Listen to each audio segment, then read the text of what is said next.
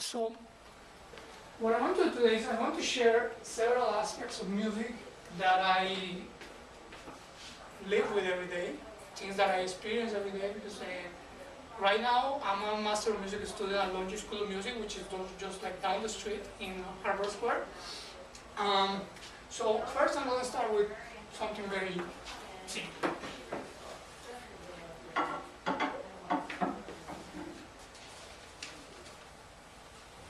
The Cambridge Public Library is do that.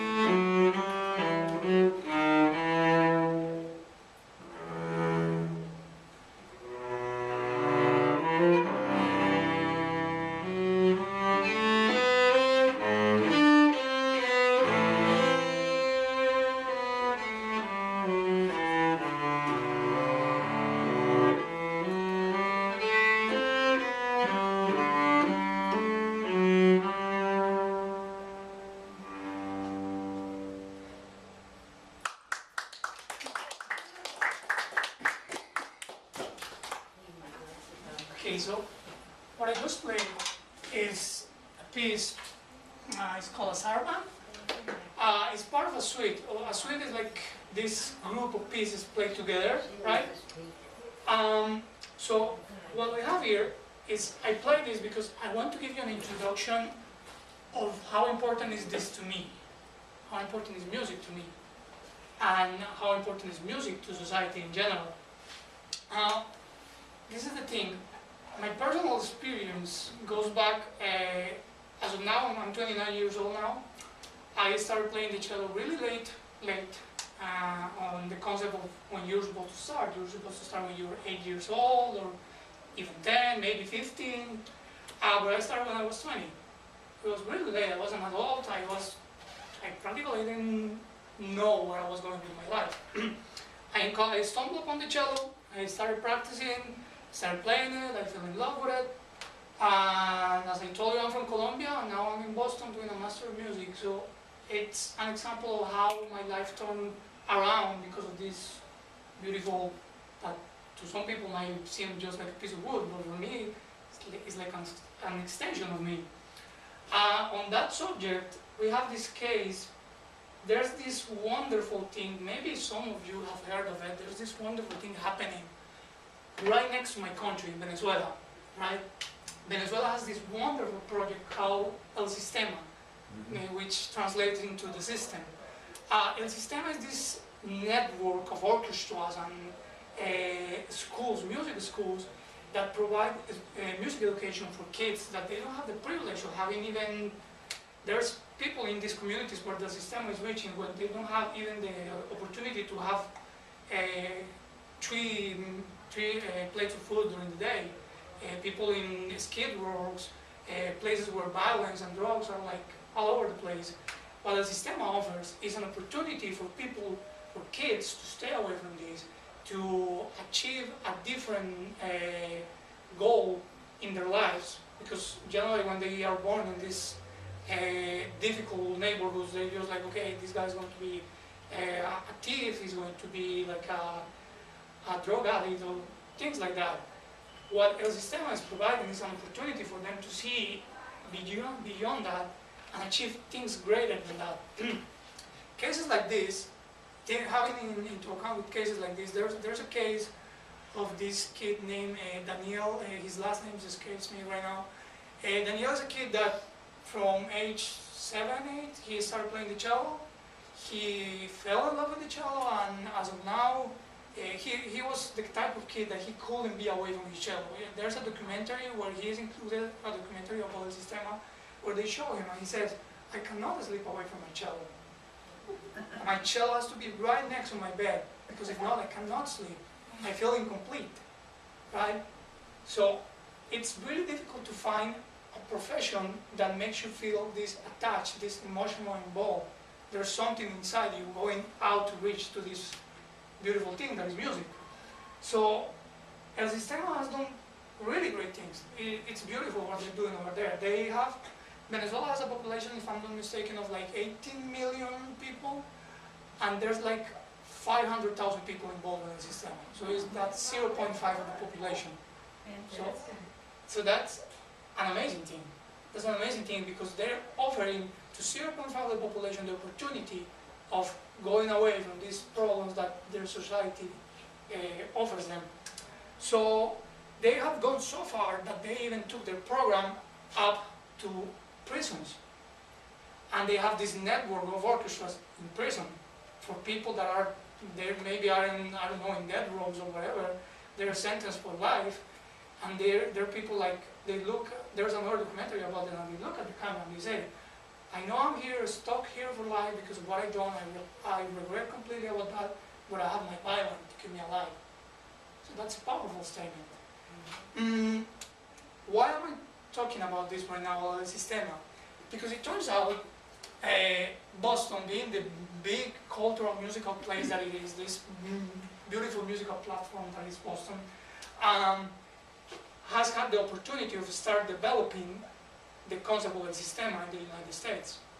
As of now, the London School of Music, which I'm part of, and the Los Angeles Philharmonic, and Bard College of Music, which is located in New York, they start developing this program called Take a Stand, right? Where in Take a Stand, what they're trying to achieve is emulate the impact that El Sistema has had over there, right? And it's expanding everywhere, and it's going to start next year in Los Angeles, like full throttle. They're going to do this program called the MAT, where it's a Master of Arts in Teaching, where you're going to start and doing you're going to build up an education on how to teach kids based on the concept of El Sistema. The very interesting thing of showing how much El Sistema has helped people to go beyond their society is that as I told you, Los Angeles Philharmonic is involved in this.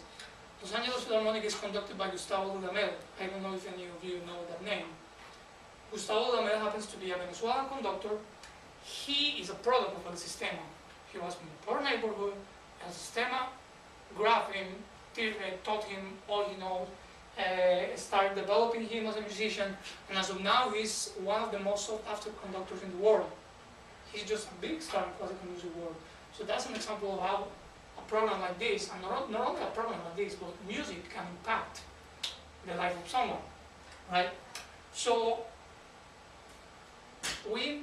I have given you my arguments on why music is important, but then when you encounter music, you go ahead and you ask yourself, okay, how do I appreciate music?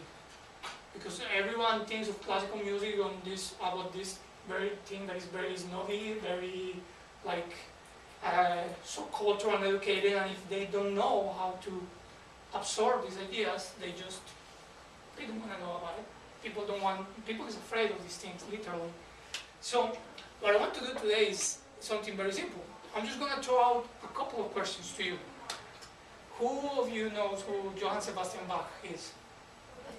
Okay, perfect. So I'm going to ask you now, who of you knows about this this set of pieces called the Bach Cello Suites? The Bach Cello Suites. Has anyone heard about it? At all? It doesn't matter if you haven't. You can say no. Yeah. So the Bach Cello Suites is this beautiful set of pieces that Bach wrote for this instrument, right? They are written only for this instrument. So what we're going to do today is I'm going to invite you to do an exercise with me. I'm going to give you what are these? Right now, I'm going to give you. Let me see. I'm going to give you a piece of paper. Each and every one of you. Said the Bach cello. Sorry? Bach cello. The Bach Cello Suites. So what we're going to do is I'm going to, when you get the piece of paper, if you want to read it right now, you can, I don't mind. If you want to read it later, even better. So what we're going to do now is I'm going to ask you, if you desire, you can close your eyes and do this exercise with me. You're welcome. Do this exercise with me. You want.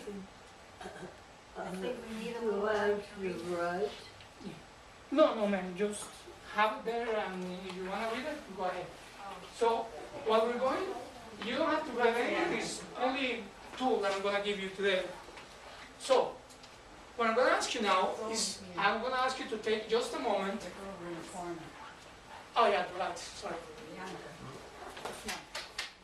Yeah, you can turn it on. So, what I'm going to ask you now is that if you want to close your eyes, if you don't, it doesn't matter. I'm going to ask you to imagine to go to your favorite street in the world, wherever it is. It can be around the corner, it can be your hometown, it can be in Europe, it can be in China. I don't know. Just imagine that perfect street that you like so much that you just think about it, think back about it, and you're like, oh, I wish I was there. So, what we're going to do now is that I'm going to perform this piece. And I invite you that meanwhile you're listening to me play it, you have a moment and read what is being shown on the slide, on the slideshow. Sorry.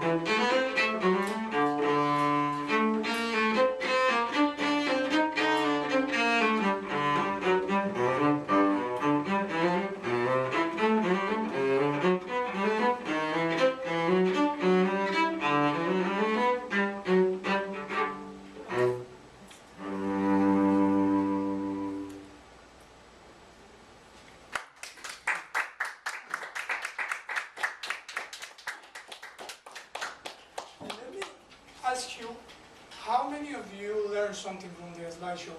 I did. Okay, so having that in mind, I'm going to ask you, out of the blue, what is a suite? Yeah, no. It's a group of pieces that go together without flaws in the Exactly. dividing them. Yeah, exactly. Those, sorry? What was the name of that piece? The name of the piece is called the Bach Cello Suite in G major. Yeah, which is over there. What you have in your hands, let me see if I have one of the major to, yes. What you have in your hands is a very crafty handmade program that I did today.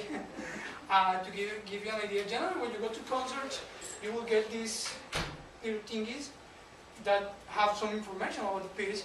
So for example, we have here that I have this thing that it says cello recital, which is what's happening here, and David Hurtado Gomez, which is my name, of the performer. So the location, it will be Youville Assisted Living Residence.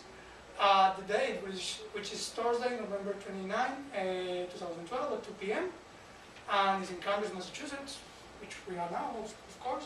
And then we have the title of the piece. It says Suite for Solo Cello, and then it says, okay, the first movement is called Prelude, and then a prelude is a musical piece that serves for the purpose of opening a musical piece in general. So it's kind of what I wanted to give you here, what I told you, why I told you to go in your minds, go to your favorite street in the world, is because I believe that music is something that is very universal, that it can go everywhere. We always think of classical music and orchestras on these big stages that are like, even they're super fancy and everyone has to be wearing a tie, and it has to be like something very like that, very snobby at times. But it's not like that. Music is everywhere. And as I told you with the experiences for people from El Sistema, it's a proof that music can reach everyone. So I want to do something. I don't know if I would like to know a couple of impressions from any of you. Whoever wants to say something about what you think about what just happened, or about the piece, about how I play, I don't mind. And anything is welcome. If any of you wants to say something about it, share your impressions, it will be really nice. Any? No? It's Well, okay. I would have liked it if on the screen it would have said the prelude and then the Allemande. I found it near the beginning to really decide where one ended and the other. There wasn't enough space between, or I missed something or other. Oh, okay. I thought to have it on the screen with the explanations, Oh, okay. would be a big help. To me, it would have been. Okay. That's a good idea. And I think since we didn't know they clapped when they shouldn't have clapped, they would have known. Yeah. Part of the exercise, it's providing that opportunity for you to, if you want to clap between movements. Generally, in classical music, it's something that it's shown like it's not a good idea to do, but come on, if you're emotional by a piece that you just heard, why not clap it? There's this great conductor here, and I don't know if any of you have heard, he lives in Boston, his name is Benjamin Sander. He is the conductor of the Boston Philharmonic. He's an amazing human being. He's just amazing the way he talks, the way he views life. And he says that, why should I contain myself from clapping if I'm so emotional? And I went to a concert of his. He was playing with the Boston Philharmonic, and with this great Russian violinist named Ilya Kaller. They were playing Tchaikovsky's Violin Concerto, which is a beautiful piece. It has one of the most beautiful first movements ever. And he's like, before he gave a talk, he's like, if you want to clap after the first movement, go ahead. It's so beautiful. Like, even myself, I want to clap. So Yeah, well, that happens. That has happened to me too. yeah, But that's the way it's conducted if you're in a symphony hall, and that's the rule. Right. You feel silly if you clap, everybody claps, and nobody else is clapping because they know you're not supposed to. you're exactly right. So, but burst of enthusiasm for something very unusual, Yeah. I suppose, is forgivable. Yeah. So even in Russia, it happens a lot that people, audiences, if they really like the performer of a concerto after the first movement, they will clap him, just to show them how much they value how beautiful he or she played. So I have a couple of questions for whoever wants to answer them. How do you think an activity like the one I just did can help your community? Like, how do you think this can provide any knowledge or good experience to maybe the kids in school or this retirement house that we're now? I don't know. I don't know how much music they have in schools here.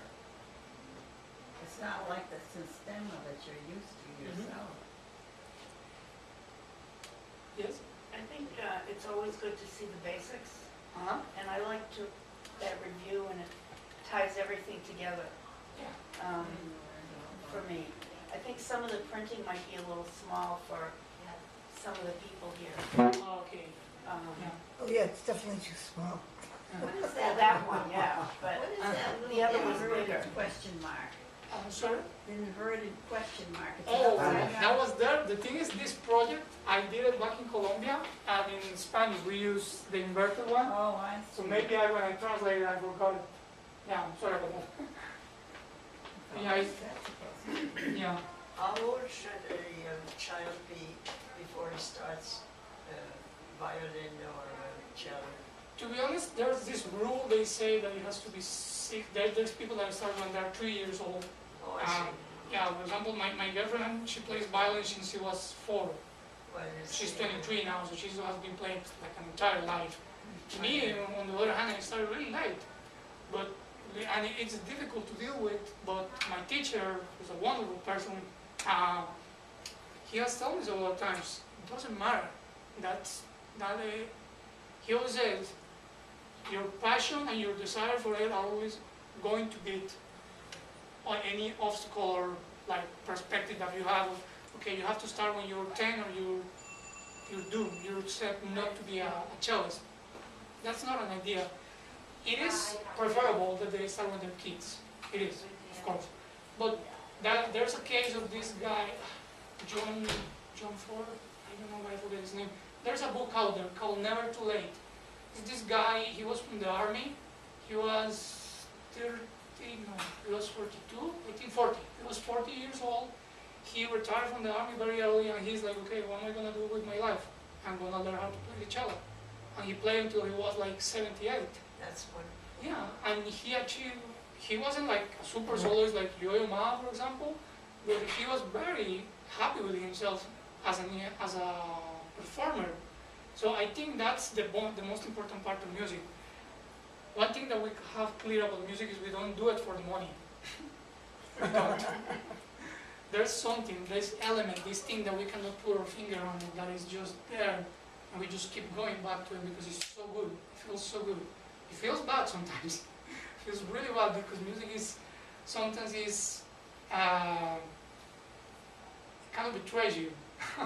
Because you practice and you go to a performance and all the things you practice, they just went down the drain, just like that. So it's this unexpected factor, this thing that music has that always keeps us going back to it.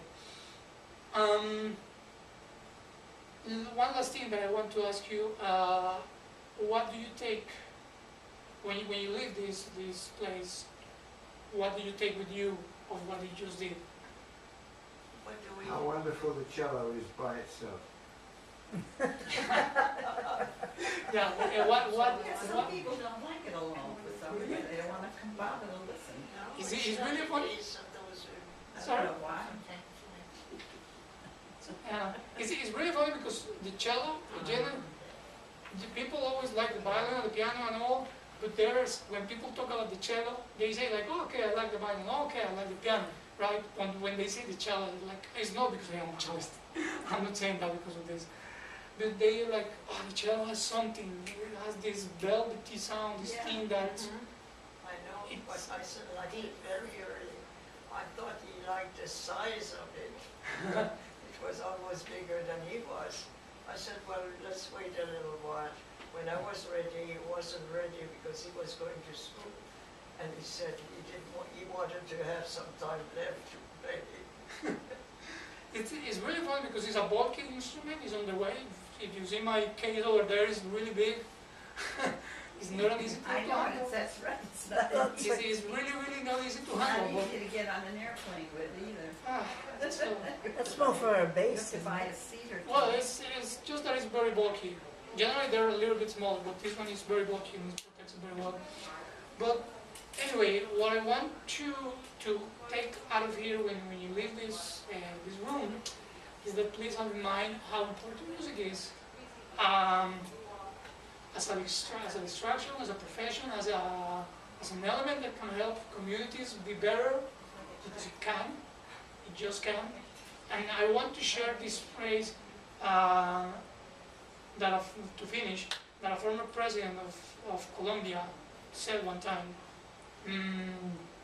He said, in concern to musical education, he always said that every time a child holds an instrument, he's going to be prevented from holding a gun.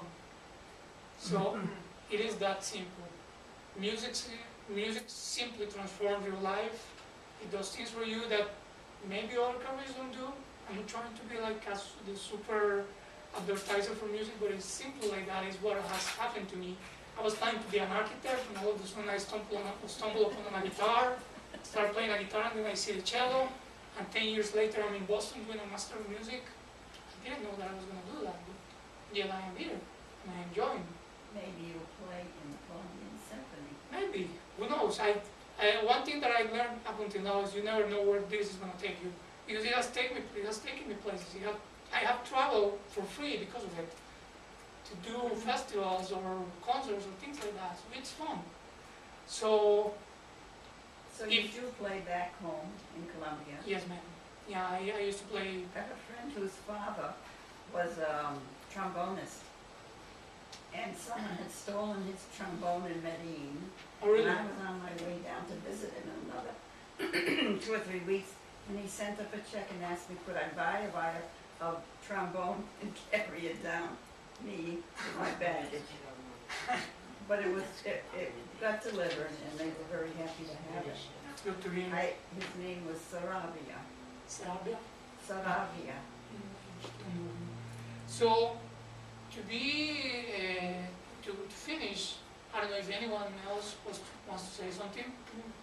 Yes. I just want to say it's an inspiration to interact with you who are following your dream. Thank you so much. And you make everybody better for it. That makes me feel really good to hear that. So yeah, anyway, thank you so much for your time. I hope you enjoy it as much as I did, because you're a wonderful, wonderful audience. And yeah, that's it. Thank you, and have a nice afternoon.